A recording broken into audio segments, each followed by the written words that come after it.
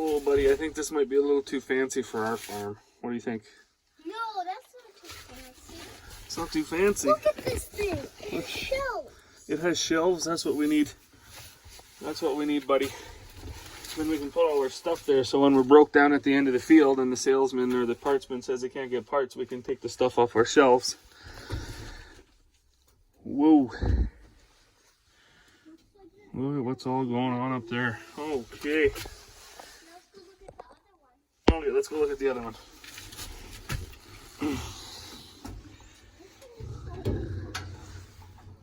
I don't want you to kick that when you're mad.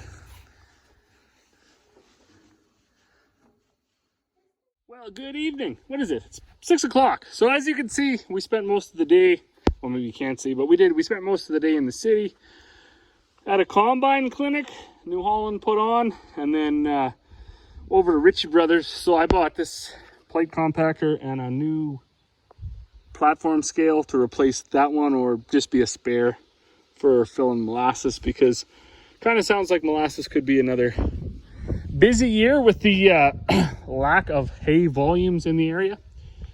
This plate compactor, I wanted to first of all do around our fire pit, then do our driveway a little bit where the cars park, and then be able to do under these, where these bins are going to sit once we make those pads. So might be a little smaller than a guy would have liked, but whatever. It was $500, so $650 with fees and GST. These things are regularly like $1,300 on TMG's website, so whatever, can't pass up savings like that. If it's just a piece of junk, well, I'll get my fire pit done and that'll be good. Also, I can do a few spots over here, and it's not it's not something that I'm gonna get done in 5 minutes. It's not a huge one or whatever, but it's gonna work. I think it's gonna work. So I just got oil into it. Gonna get a bit of fuel, put a bit of fuel in it. Is there gas in here? It smells like gas. So I was gonna film unboxing that thing, but of course I can't do that with one hand.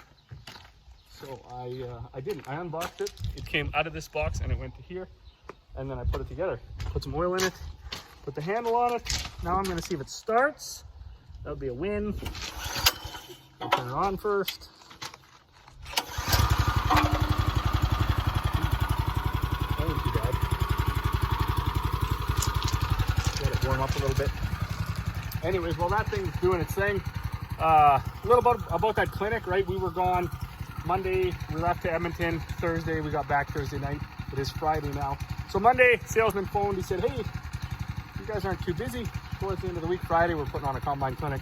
And generally, combine clinics and things are like, you learn about the combine. So it's interesting if you own one to go and learn some tips and tricks. Of course, we don't own a New Holland combine. We have 2 John Deeres. But they are getting old. They're getting older. Capacity-wise, I don't think they're too small for our farm. They're just getting high hours. So potentially, a guy should look to upgrade. I've been vocal about it before. We're not John Deere folks as far as technology. I think New Holland has a better combine. I've also been vocal that I think that John Deere has better service. So we go where the service is. If we got to lose a few bushels an acre, that's okay, because we can get our whole entire crop off. If you want to save half a bushel an acre and risk being down for 2.5 weeks because they can't get parts or they can't diagnose the problem or whatever, that was been our historically the difference between John Deere and our New Holland dealers. Although the last few years, the New Holland dealers been through some changes, some personnel changes, some policy changes, whatever you want to call it. But you know, maybe it's time to go that route. I thought it was interesting. I think we were the only people there that didn't own a New Holland combine, so I was able to get a few jabs in there when I could. I did tell the salesman before when he called me on Monday, I said, look, if you're just gonna have like the biggest, newest combine that you have available for sale, I'm probably not gonna waste my time going, because I don't need a combine that can do everything by itself and combine 10,000 acres a year for $800,000. That's just not, I mean, I can do just as well with a $150,000 machine. I don't need that. I think that technology is cool. I watch it on YouTube myself all the time. I think it's neat that they're doing that. I just leave that to the hands of the corporate farms, the government farms, the large, 100,000 acre private farms, they can have it. They can have those struggles. Anytime we've got things on our farm that have had like extra sensors or extra technology, it's been more of a hindrance than it has been a benefit. I can say that, with the exception of GPS. And I even brought that up about our 4-wheel drive tractor today. I said, your New Holland PLM is just totally junk. And there were several New Holland customers in there that said, yeah, if you don't have a subscription, it's total garbage. So that was interesting. I don't know where we're at.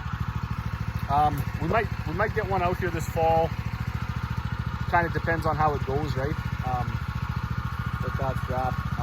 Like I say, I wasn't interested in the technology and the capacity behind their new CR10. Like there's a CR11 which is massive, and then there's a CR10 which is extremely huge and over the top for us. I was more interested in the CR8 that they had parked behind the nice combine. That was a demo that I've used for the last few years. I think it's most likely for sale. But something like that I could maybe see myself getting into if the price was right. Anyways, let's fire this up quick and see if it bounces, and then I'm going in for supper.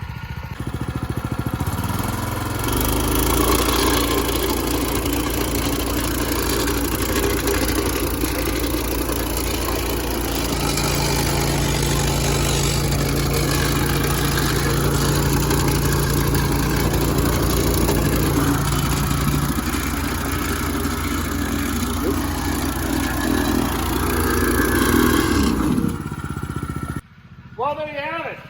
It bounces. That's exciting. I should actually read this card. It's the oil has to be green for shipping. Got it. But I'd be curious. So quick video here.